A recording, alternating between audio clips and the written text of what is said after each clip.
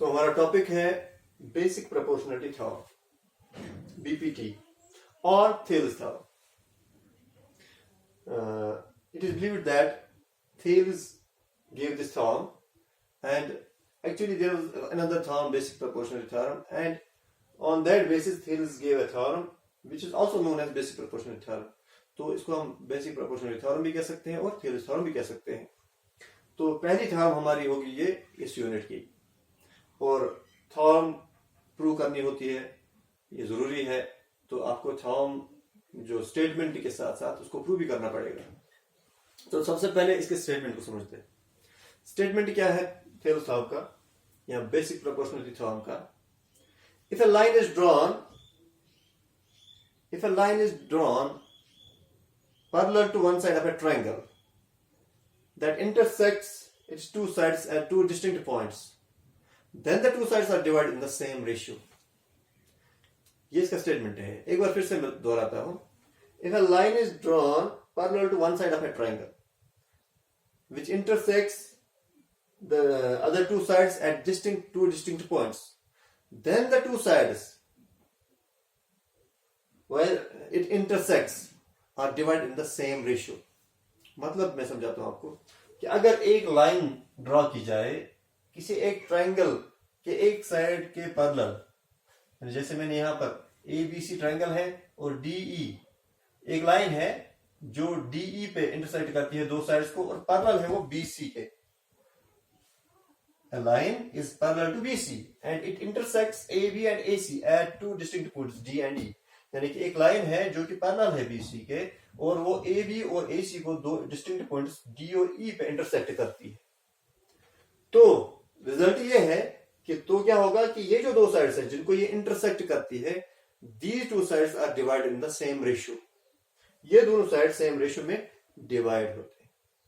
ये तो है इसका स्टेटमेंट. ये आपको देखो लैंग्वेज आप अपनी भी यूज कर सकते हो. यहाँ लैंग्वेज जरूरी नहीं है कि वहां पर जो क्वेश्चन आए थ्योरम का वो यही लाइन हो जो मैंने भी दोहराई. थोड़ा बहुत इधर उधर चेंज हो सकता है इसमें, लेकिन मतलब वही होगा. मैं इसको ऐसे भी कह सकता हूं, if a line segment joins two points of two sides of a triangle which is parallel to third side, then the two sides are divided in the same ratio. ये मैंने दूसरे अल्फाज में कहा, लेकिन इसका मतलब भी वही है. आपको मतलब समझ में आना चाहिए. तो यहां पर आपको जो है प्रूव क्या करना है. देखो एक थ्योरम में क्या होता है, देयर इज अ कंडीशन और सर्टेन कंडीशंस. या तो एक या एक से ज्यादा कंडीशंस होंगी और एक रिजल्ट होगा डेफिनेटली. तो यहां पर कंडीशन क्या है, ये जो लाइन है ये पैरेलल होनी चाहिए एक साइड के. ये जो लाइन जो दो साइड्स को इंटरसेक्ट करेगी ये एक साइड को तीसरे साइड को पैरेलल होनी चाहिए. ये कंडीशन है यहां पर. और रिजल्ट क्या है, रिजल्ट ये है कि दो साइड जिनको इंटरसेक्ट करती है वो रेशियो बराबर रेशियो में डिवाइड हो जाएंगे. अब ये रेशियो का क्या मतलब है ये भी समझना जरूरी है, क्योंकि इसमें बहुत लोगों का कंफ्यूजन रहता है. जब हम रेशियो की बात करते हैं तो सबसे पहले हमारे दिमाग में ये आएगा कि ये जो रेशियो है ये होगा AD डिवाइड बाई DB. ये तो एक रेशियो भी हो गया ना, is equal to AE divide by EC. AE divide by EC. तो मैंने अगर हम देखेंगे, मैंने हम इसको ऐसे ही डिस्क्राइब करेंगे कि two sides are divided in the same ratio का मतलब यही होगा AD divide by DB is equal to AE divide by EC. लेकिन अगर मैं इसको दूसरे तरीके से लिखूं, अगर मैं लिखूं AD divide by AB, AD divide by AB is equal to AE divide by AC, AE divide by AC. ये भी तो एक रेशियो है, इन्हीं दो साइड्स का रेशियो है. तो ये भी ट्रू है. जो यहां पर हम इसको भी लिख सकते हैं अगर जरूरत पड़े तो. सिमिलरली और भी हम इसको इसमें चेंज ला सकते हैं. AB divide by DB is equal to AC divide by EC, AB divide by DB AC divide by EC. ये भी एक रेशियो है इसमें. और एक भी बना सकते हैं DB डिवाइड बाई AB, या इसी का उल्टा है DB डिवाइड बाई AB, या AD divide by AB, DB divide by AB, DB divide by AB is equal to EC divide by AC. तो ये रेशियोज आपको सिर्फ इतना ध्यान रखना है, जैसा कि आप एक साइड में देखते हो AD डिवाइड बाई AB मैंने लिखा, तो यहाँ पर AE डिवाइड बाई AC ही आएगा, न कि AE डिवाइड बाई EC आएगा। लेकिन अगर मैं AD डिवाइड बाई DB लिख रहा हूं, जैसे मैंने यहां पर लिखा है, तो यहां पर AE डिवाइड बाई EC आएगा। फिलहाल हम इसको प्रूव करेंगे इस शक्ल में। लेकिन मैंने आपको ये क्यों बताया, क्योंकि क्वेश्चंस में आप देखोगे, कई जगह आप देखोगे आपको ये भी यूज करना पड़ेगा। आपको पता होना चाहिए कि रेशियो जब हम कहते हैं तो रेशियो ये भी है, रेशियो ये भी है, रेशियो ये भी है, तो आप कोई भी रेशियो यूज कर सकते हो, ठीक है। लेकिन क्योंकि असल में ये ज्यादा इसको डिस्क्राइब करता है, तो हम इसको पहले ज्यादा इंपॉर्टेंस देंगे, तो हम इसी को प्रूव करेंगे फॉर्म में, ठीक है। So let us begin.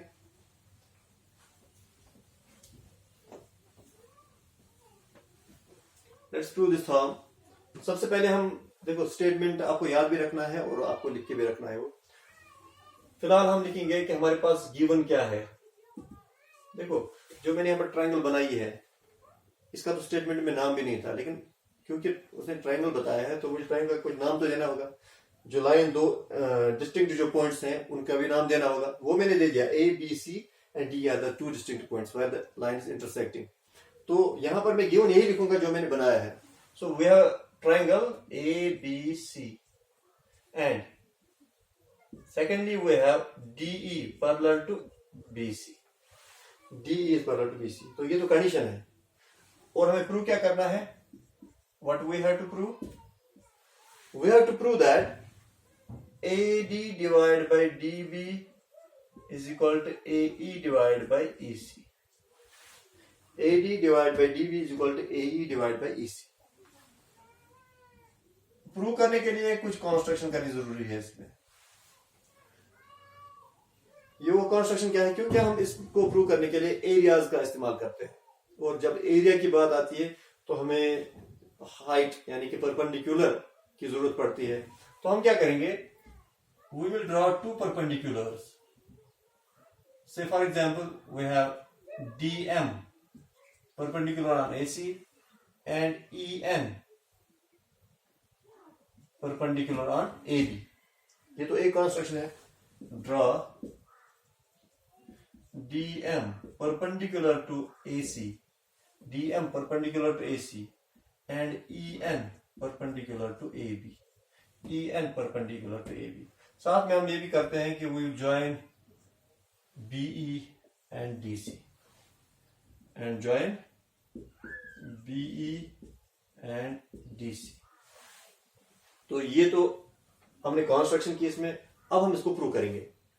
देखो, प्रूव करने के लिए अगर हम चाहें तो स्टेप्स हम ज्यादा भी लिख सकते हैं समझाने के लिए, लेकिन 10th की लेवल वो होती है कि जहां पर आपको जो मैं स्टेप्स लिखूंगा वो आपको आसानी से समझ में आ जाएंगे। तो मैं सिर्फ 3 स्टेप्स में इसको प्रूव करूंगा, और आपको सिर्फ मैं पूरी कोशिश करूंगा कि आपको पूरे 3 स्टेप्स समझ में आ जाएं। तो सिर्फ 3 स्टेप्स में ये पूरा क्लियर हो जाएगा। Proof.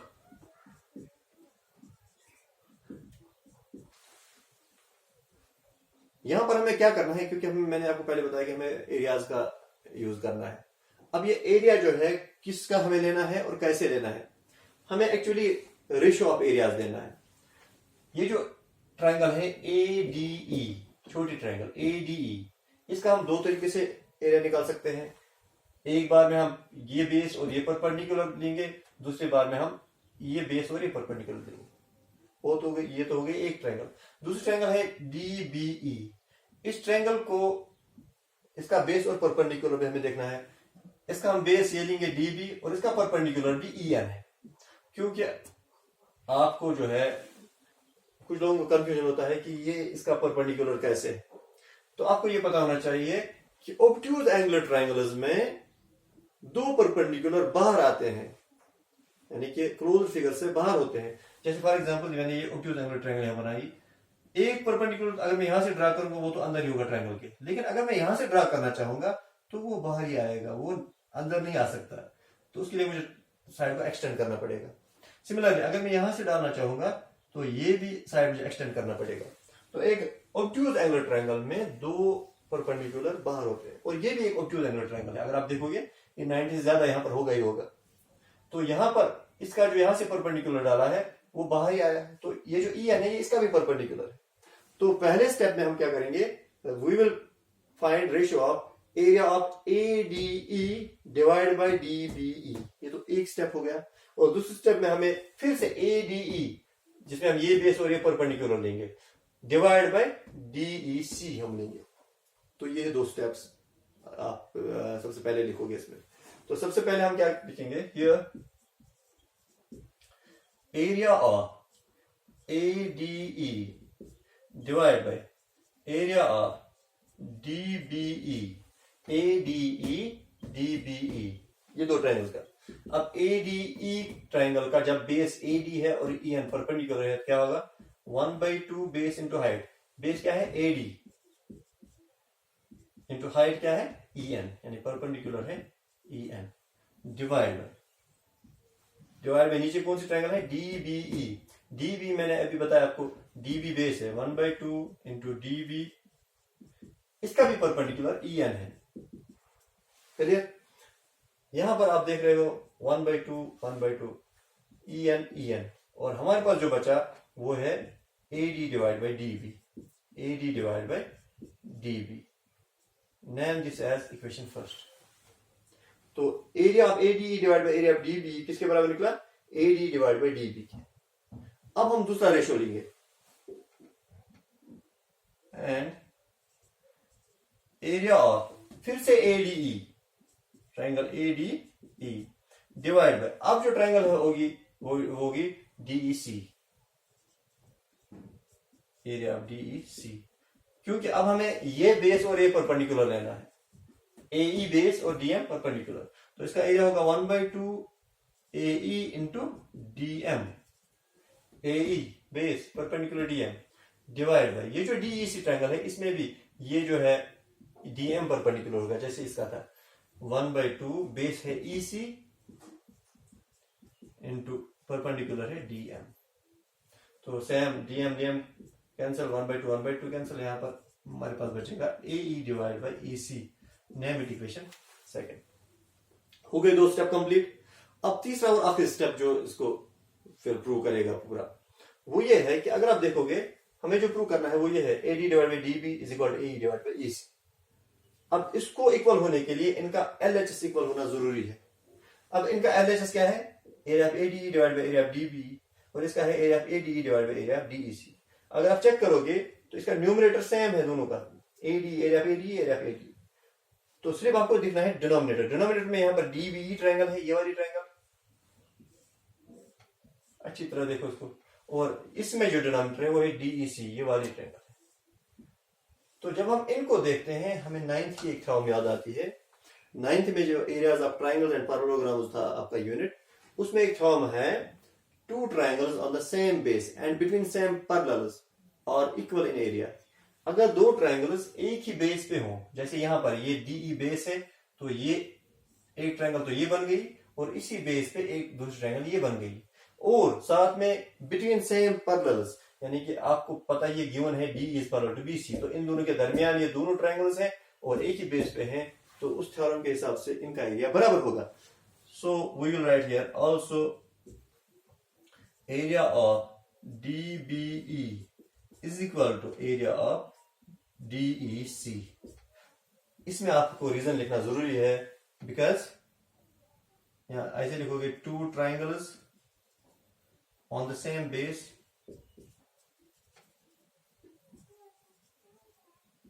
And between same parallels, इसका आप इक्वेशन थर्ड नाम रखोगे। ये दोनों ट्रायंगल्स का एरिया इक्वल है, because two triangles on the same base and between same parallels are equal in area, तो इन दोनों का बराबर है। अब ये दोनों कौन से हैं, ये दोनों के डिनोमिनेटर्स हैं। मैंने आपको पहले बताया कि न्यूमरेटर दोनों का बराबर है पहले से, डिनोमिनेटर में हमने इक्वल बना दिया जब इसका ये मतलब हुआ कि LHS बराबर है दोनों। जो दो इक्वेशन है पहले दो, इनका LHS इक्वल है, तो जब LHS इक्वल है तो इसका मतलब RHS भी इक्वल है। So from first, second and third, यहां पर लिखते हैं हम, from equations first, second and third we get तीनों को मिला के हमें क्या मिलता है, there RHS, that is AD divide by DB is equal to AE divided by EC. AE divided by EC has proved. यही हमें प्रूव करना था, that the ratio of the two sides are equal. या हम ये कह सकते हैं, if a line parallel to third side, parallel to one side of the triangle intersects two sides at two distinct points, then the two sides are divided in the same ratio. It has been proved. और ये 3 steps आपको सिर्फ याद रखने हैं, 3 steps में ये पूरा प्रूव हो जाता है। And that's all. ये है आपकी बेसिक प्रोपोर्शनलिटी थ्योरम। और हमारा जो अगला टॉपिक होगा वो होगा converse of basic proportionality theorem. Thank you.